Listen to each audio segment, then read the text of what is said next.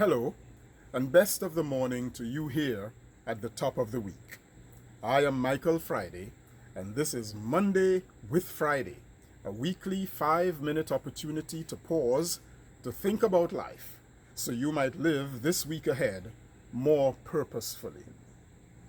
By the time Isaias, once a tropical depression, then a hurricane, then a tropical storm, and finally a post-tropical cyclone, powered its way through New England where I live, it bore sufficiently powerful wind gusts to fell numerous trees, downing power lines and cable services along its path.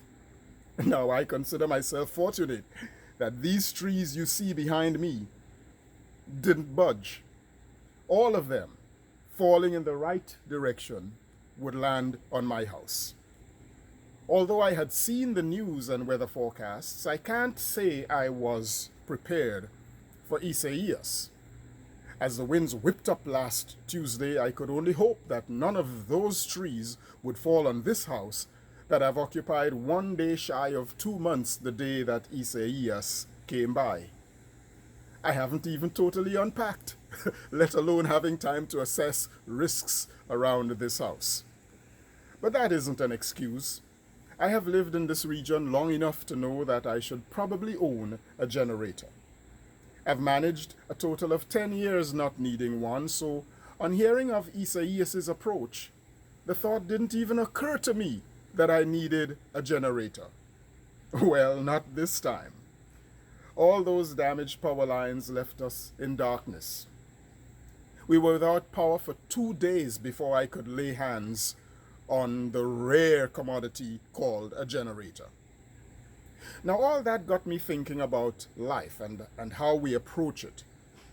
Sometimes we aren't prepared for the stuff life brings by us, not because we couldn't be prepared, but because we chose not to be prepared. And as I thought about it some more, I identified a handful of causes of unpreparedness for life's storms. The first is complacency. Complacency is one of two things. It's either a blissful unawareness of danger or a shrugging of the shoulder, unconcerned awareness about it. The second is cockiness. Cockiness is full awareness of danger, but it meets the prideful and dangerous boast, "Nah, that will never happen to me. It will happen to somebody else, but never happen to me." Famous last words.